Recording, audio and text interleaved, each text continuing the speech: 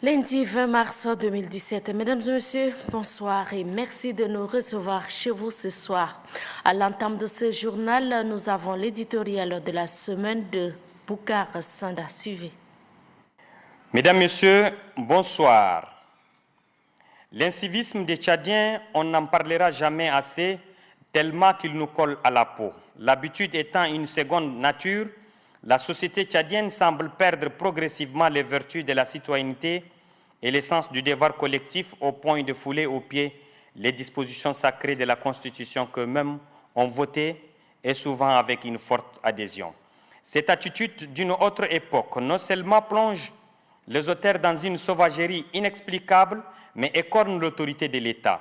Les décisions souvent prises par l'État, même si elles sont diversement interprétées, ne vont que dans le sens de l'amélioration de la cité et non contre X ou Y parce que le devoir régalien de l'État l'exige. D'ailleurs, qu'est-ce qui ne se passe pas derrière les vitres teintées? Le vol, le viol, le crime, le trafic de drogue et que sais-je encore? Pourquoi se cacherait-on si on est digne, intègre, propre, donc citoyen? L'interdiction de l'utilisation des vitres fumées, celle des cortèges nuptiaux et la sanction d'autres comportements déviants ne contribuent qu'à civiliser nos rapports. Malheureusement, au lieu de prendre du bon côté, faire amende honorable et se conformer aux devoirs qu'exigent les lois de la République, d'aucuns pensent défier l'autorité de l'État en faisant pire, allant même narguer les forces de l'ordre, faire usage d'armes de poing ou de guerre.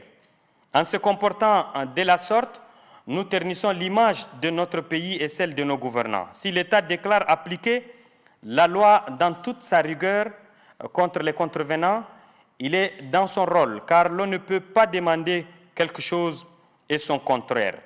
Il est donc inadmissible d'accepter des attitudes qui frisent le gangstérisme et la déraison. Ma foi, quand l'État affiche une certaine mollesse dans l'application des décisions qu'il prend lui-même librement, quand il n'arrive pas à imposer l'obéissance à tous, il perd de sa notoriété, de son pouvoir. La passion emporte donc sur la justice et les citoyens. Je dis bien, les citoyens perdent le respect parce qu'ils subodorent une injustice. Il revient donc à l'autorité publique d'attacher véritablement du prix à l'application de ces décisions.